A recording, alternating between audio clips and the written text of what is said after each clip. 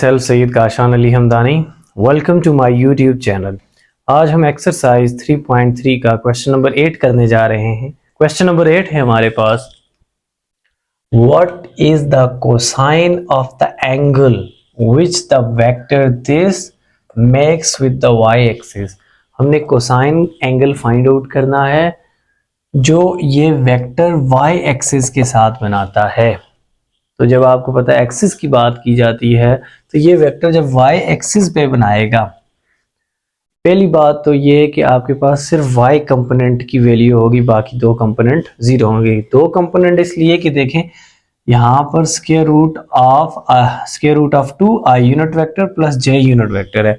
अगर ये जे unit vector तक होता तो ये हमारे पास जी कंपोनेंट इन्वॉल्व नहीं करता, लेकिन जबकि यहाँ पर के यूनिट वेक्टर भी, इसका मतलब है कि हम स्पेस की बात कर रहे हैं और ये पॉइंट स्पेस में रह गई एक्स वाई जी,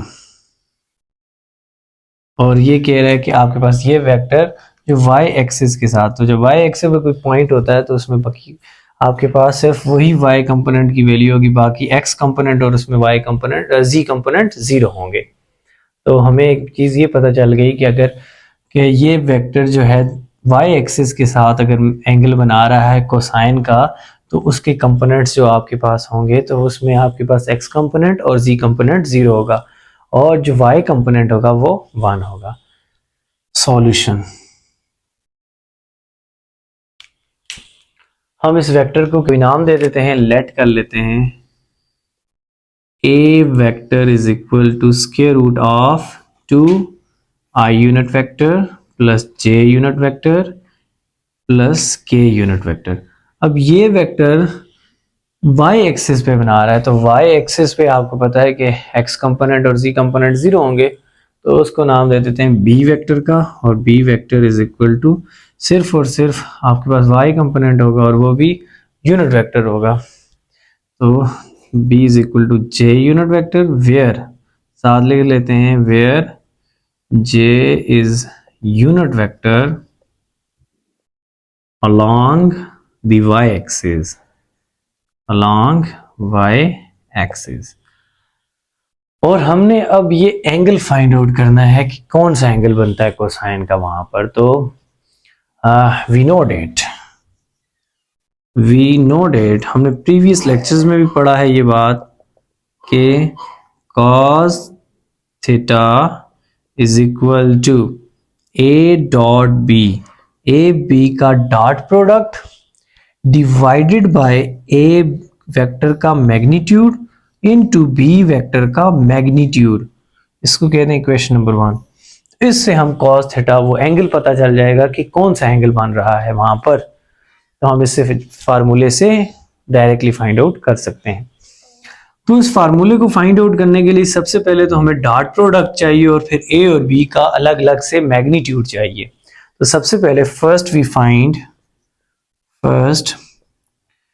फाइंड हम फाइंड आउट करते हैं सबसे पहले डॉट प्रोडक्ट ए बी का, which is equal to A vector आपके पास है जी square root of 2 I unit vector plus J unit vector plus K unit vector, dot product with B का देखें जे ही कंपोनेंट है, तो एक्स यानी आई यूनिट वेक्टर वाला कंपोनेंट एक्स कंपोनेंट वो जीरो है, तो आप लिख दें 0 I unit vector, J as it is रहने दें और के को भी लिख लें 0 K unit vector. So it becomes 2 square root of 2 जब 0 से मल्टीप्लाई होगा तो 0 I dot I plus 1 multiply with 1 and J dot J, और plus 1 multiply with 0 that is 0 K dot K unit vector. हमने प्रीवियस क्वेश्चन नंबर 7 में भी ये चीज देखी, I dot I J dot J and K dot K will be equal to 1 because here the vectors are parallel. In the parallel case the angle between the vector will be equal to 0 degree and cos 0 will be equal to 1, so I dot I j dot j and k dot k will be equal to 1, so I dot I j dot j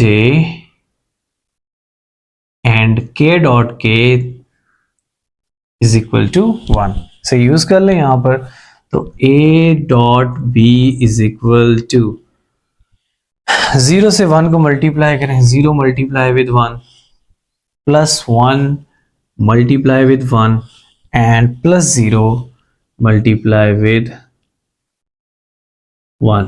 अब 0 से कोई भी term multiply हो date becomes also 0, nothing. सो 1 से 1 को multiply करें तो सिर्फ 1 ही आएगा. तो ये a डॉट b की वैल्यू आ जाएगी आपके पास 1, क्योंकि ये 0, ये 1 और ये 0, तो 0 प्लस 1 प्लस 0 डेट इज 1. तो इसे हाईलाइट कर लेते हैं. ये हमने फाइंड आउट कर लिया. न्यूमरेटर हमने फाइंड आउट कर लिया. अब डिनोमिनेटर की वैल्यूज हमने अलग अलग फाइंड आउट करनी है.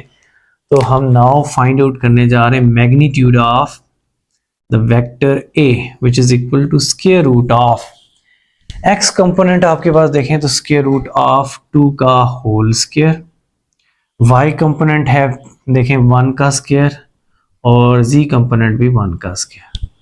सो it becomes 2 plus 1 plus 1 that is square root of 4 and which is equal to 2. So magnitude of a vector is equal to 2. अब magnitude of b vector which is equal to, देखें b component में आपके पास x और z दोनों 0 यानी i component का जो coefficient है और k कंपोनेंट का जो कोफिशिएंट है वो 0 है. तो आप लिख सकते हैं 0 का स्क्वायर प्लस 1 का स्क्वायर प्लस 0 का स्क्वायर. So that is 1. अब हमने डिनोमिनेटर्स भी दोनों फाइंड आउट कर लिए.